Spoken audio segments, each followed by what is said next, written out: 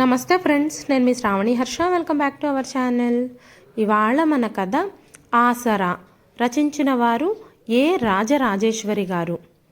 కథని చివరి వరకు వినండి, నచ్చితే లైక్ చేయండి. ఈ కథ పైన మీ విలువైన స్పందనని కామెంట్ రూపంలో మాకు తెలియజేయండి.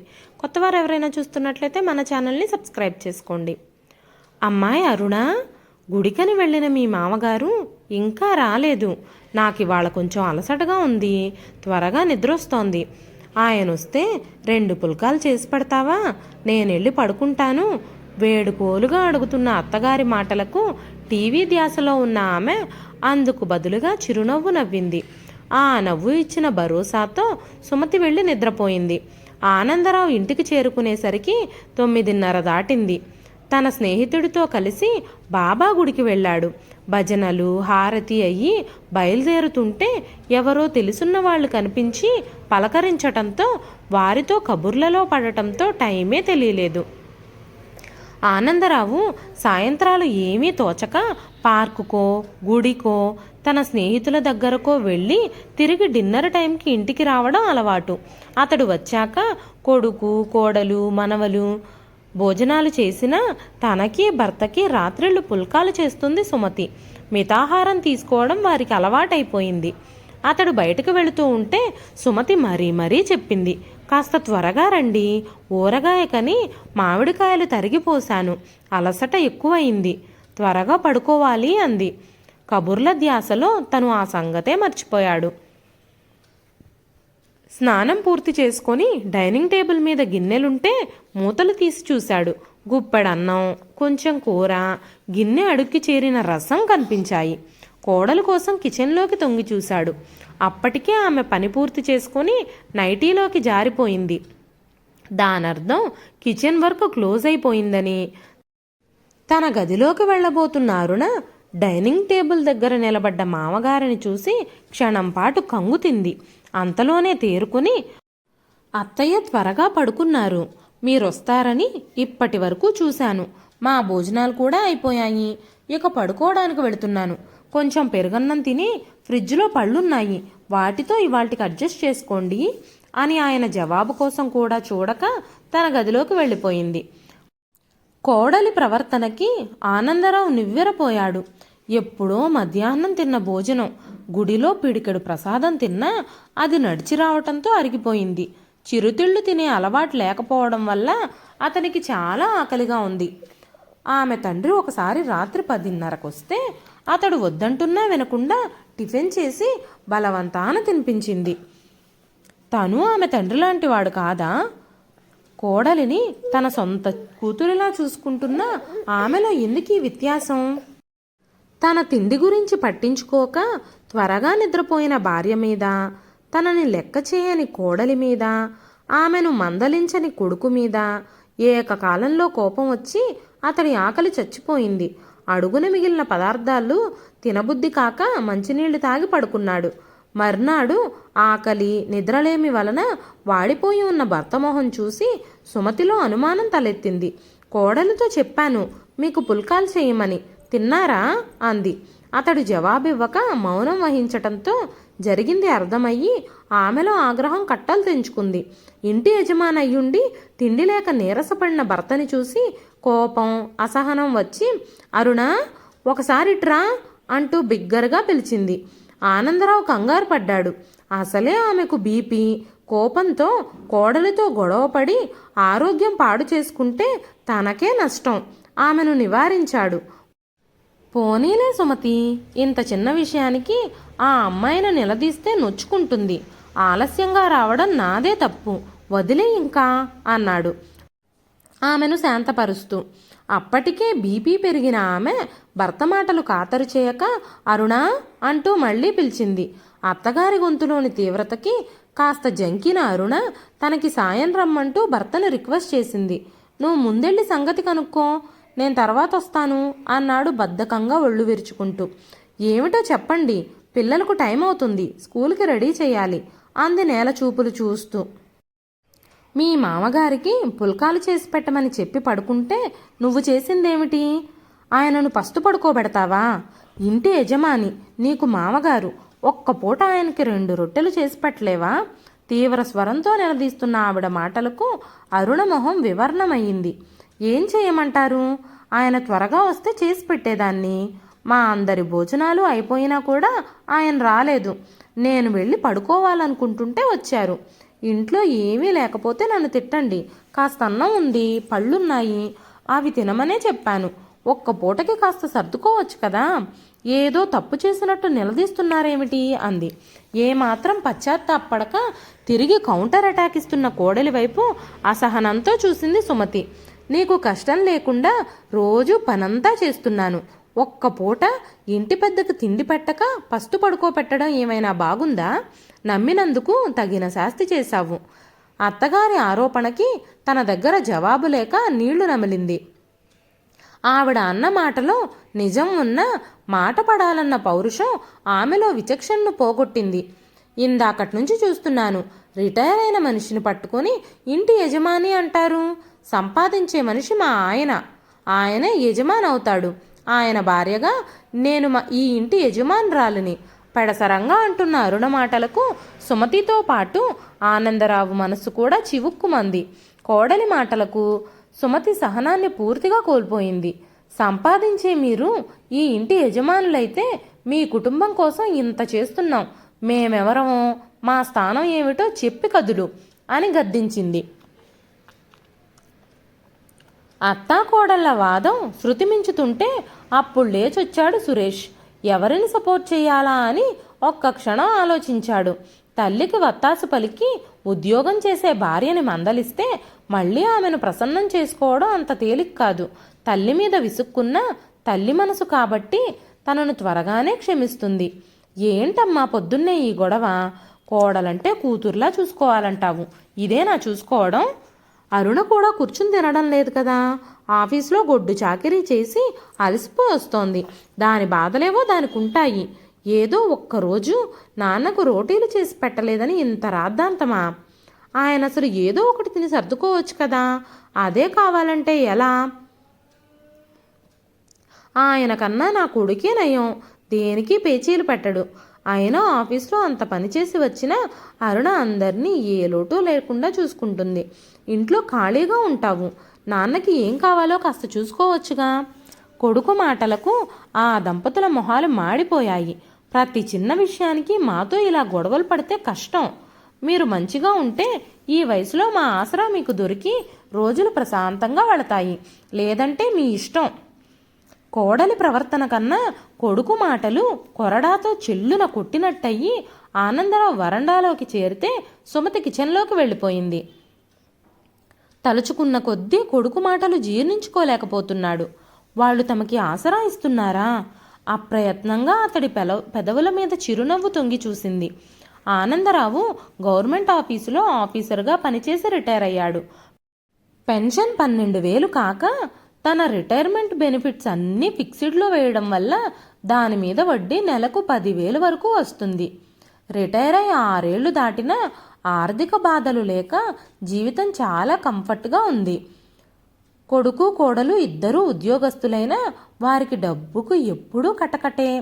హౌసింగ్ లోన్ తీసుకొని మంచి లొకాలిటీలో అపార్ట్మెంట్ కొనడం వలన వారి జీతాల్లో సింహభాగం లోన్ కట్టింగ్కి పోతుంది. మిగిలిన జీతం జీవిత బీమా పాలసీలు, పిల్లల చదువులు, కాస్మోటిక్స్, విలాసాలు, వినోదాలకు ఖర్చయిపోతుంది. వారు చెప్పకపోయినా పరిస్థితి గ్రహించుకున్న ఆనందరావు కుటుంబ బాధ్యతను తన చేతుల్లోకి తీసుకున్నాడు. పని మనిషి, పాలు, కిరాణా, కూరలు, పళ్ళు అన్నీ అతడు భరించడంతో ఇప్పటి వరకు జీవితం తనిస్తున్న ఆసరాతో ఎటువంటి ఒడిదుడుకులు లేకుండా గడిచిపోతుంది. వారికి తామిస్తున్న ఆసరా గుర్తించక కొడుకు కోడలు వారే తమకి ఆసరాగా ఉన్నట్టు మాట్లాడడం వల్ల అతడిలోని కోపం అవధులు దాటింది. తనకొచ్చే డబ్బులకి తను, భార్య ఎక్కడున్నా ఇంతకన్నా దర్జాగా సుఖంగా ఉండగలరు. కనీసం తన భార్యకి అంతమందికి వండివార్చే పని తప్పుతుంది. ఆ ఆలోచనల్లో ఉండగానే అతడి దగ్గరకు సుమతి వచ్చి కూర్చుంది. ఆ సరికే ఎక్కడి వాళ్ళు అక్కడికి వెళ్ళిపోవటంతో ఇల్లంతా నిశ్శబ్దంగా ఉంది. పాపిష్టిదాన్ని కోపం ఆపుకోలేక ఏదో వాగి మిమ్మల్ని కూడా మాటలు పడేలా చేశాను. నన్ను క్షమించండి అంది చెమరిస్తున్న కళ్ళను ఒత్తుకుంటూ. అతడు ఆమె తల నిమురుతూ, నీ తప్పే ఉంది పిచ్చిదానా. ఈ సంఘటనతో కొడుకు ప్రేమ, కోడలి మనసు రెండూ తెలుసుకోగలిగాము. మన బట్టలు సర్దు, కొన్నాళ్ళటైనా తిరిగి మన జీవితాలు సుఖంగా మనశ్శాంతిగా గడిచే మార్గం ఆలోచిద్దాం. 4 రోజులు ఆగండి, ఊరగాయ కలిపాక వెళదాం. అయినా ఇంత సడన్గా వెళ్ళిపోతామంటే అంతా ఇబ్బంది పడతారు అంది. సుమతి వైపు చిరాకు పడుతూ చూశాడు. మరేం పర్వాలేదు, కోడలు తెలివైంది, మన అండ లేకపోయినా సమర్థించుకు రాగలదు. అడ్డు చెప్పకు, రేపే మన ప్రయాణం అన్నాడు. ఇక ఏం చెప్పినా అతడింక వినడనుకొని లేచి తమకు కావలసిన బట్టలు వస్తువులు సర్దింది. తల్లిదండ్రుల ఆకస్మిక ప్రయాణం గురించి విన్న అరుణ, సురేష్లు మొహమొహాలు చూసుకున్నారు. ఇంత సడన్గా ఊరికెళ్తామంటే ఎలా? పిల్లలకు ఇబ్బంది, వాళ్ల సెలవుల్లో వెళ్దురు గాని అన్నాడు సురేష్. తాము వెళ్ళిపోతే తమ పిల్లలకు ఇబ్బంది అంటున్నాడే కానీ తనని మిస్ అవుతున్నామన్న ఫీలింగ్ లేని కొడుకు వైపు భావరహితంగా చూశాడు. మేము వెళ్లాలన్న నిర్ణయం జరిగిపోయింది అన్నాడు ముక్తసరిగా. అత్తగారు ఊరు వెళుతుందంటే అరుణ గుండెల్లో రాయి పడింది. ఏ మాటకదే చెప్పుకోవాలి. అంత పని ఆవిడే చూసుకోవటంతో అరుణకి ఏ కష్టం ఉండదు. త్వరగా వచ్చేయండి, ఊరగాయ కూడా కలపకుండా వెళ్ళిపోతున్నారు అని గొణుగుతూనే ఉంది. 10 రోజుల పాటు పుణ్యక్షేత్రాలు తిరిగాక ఇక ఇంటికెళ్ళిపోదామండి. అబ్బాయి ఇప్పటికే త్వరగా రమ్మని 4 సార్లు ఫోన్ చేశాడు. కోడలు కూడా త్వరగా రమ్మని చెప్తుంది అంది సుమతి. ప్రయాణంలో ఉన్నాం కాబట్టి వాళ్ళకి మన క్షేమం ఉనికి తెలియజేశాం. ఇప్పుడు మా ఫ్రెండ్ గిరి ఉండే చోటుకు వెళుతున్నాం. నా అసలు సిమ్ కార్డ్ నెంబర్ మార్చేస్తాను. ఇక ముందు వాళ్ళు మనకి ఫోన్ చేసే అవకాశం ఉండదులే. ఎప్పుడైనా మనమే ఫోన్ చేద్దాం. ఇలా కొన్నాళ్ళు దూరం ఉన్నామంటే ఎవరి ఆసరా ఎవరికి అవసరమో ముందు ముందు తెలుస్తుంది వాళ్ళకి అన్నాడు. ఆనందరావు స్నేహితుడు గిరి విజయవాడ జాతీయ రహదారి నుండి 3 కిలోమీటర్ల లోపలికి వృద్ధాశ్రమం స్థాపించాడు. ఆహ్లాదంగా ప్రశాంతంగా ఉంటుంది. వారి వారి తాహతుకు తగ్గట్టు స్పెషల్ రూమ్స్, కామన్ రూములు, షేరింగ్ రూములు వాడుకోవచ్చు. ఉదయాన్నే వ్యాహ్యాళి, యోగా, భజనలు ఉంటాయి. బలవర్ధకమైన పోషకాహారంతో పాటు జీవన సంధ్యలోకి వాలిపోయిన సమవయస్కుల కష్టసుఖాలు, అనుభవాలు ఒకరికొకరు పంచుకుంటూ తమకున్న మానసిక శారీరక రుగ్మతలన్నింటినీ మర్చిపోయి చాలా ఉల్లాసంగా గడపసాగారు. 1 తారీఖు రావటంతో అరుణ, సురేష్ల పని కుడితిలో పడ్డ ఎలుకలా అయ్యింది. ఖర్చుల ఊబిలో నుండి ఎలా బయటపడాలో అర్థం కాక గిలగిల్లాడసాగారు. తాము కట్టాల్సిన ఫీజులు, బిల్లులు అన్నీ భయపెడుతూ నిద్ర లేకుండా చేస్తున్నాయి. తమకి సెల్ ఫోన్లు ఉన్నా కాలర్ ఐడి లేని ల్యాండ్ ఫోన్కి సుమతి ఫోన్ చేసి తమ యోగక్షేమాలు కనుక్కొని పెట్టేస్తోంది. త్వరలో వస్తామన్న జవాబు తప్ప ఎక్కడి నుండి ఫోన్ చేసేది కూడా తెలియనివ్వడం లేదు. తల్లి తండ్రి తామన్న మాటలకు అలిగి ఇల్లు వదిలి వెళ్ళిపోయారన్న విషయం అప్పటికి గ్రహింపుకొచ్చింది. వారి పట్ల తమ అమానుష ప్రవర్తనకి సిగ్గుపడ్డాడు. తమ ఆసరా లేకపోతే మీరు బ్రతకలేరని అవమానించాడు. వారి ఎడబాటు తన కళ్ళని పూర్తిగా తెరిపించింది. ఎవరి ఆసరా ఎవరికి అవసరమో జ్ఞానోదయం కలిగించింది.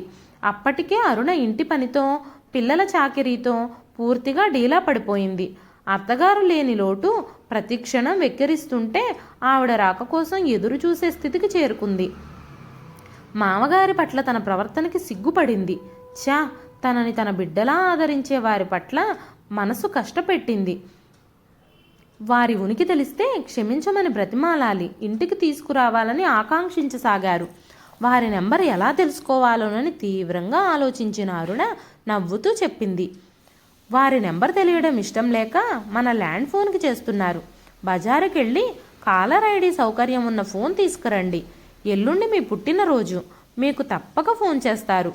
ఆ నెంబర్ను బట్టి వారెక్కడున్నది తెలిసిపోతుంది. భార్య తెలివికి, ఆమెలోని మార్పుకి సురేష్ సంతోషపడిపోతూ ఫోన్ తెచ్చిపెట్టాడు. తన పుట్టినరోజు నాడు తల్లిదండ్రులు తనకి శుభాకాంక్షలు చెప్పాక ఆ ఫోన్ నెంబర్ ఈజీగా ఐడెంటిఫై చేశాడు. అది గిరి అంకుల్ది అని. అమ్మా నాన్నలు వృద్ధాశ్రమంలో ఉన్న సంగతి జీర్ణించుకోలేకపోయాడు. ఎలాగైనా వారి కాళ్ల మీద పడైనా సరే ఇక్కడికి తీసుకొస్తాను.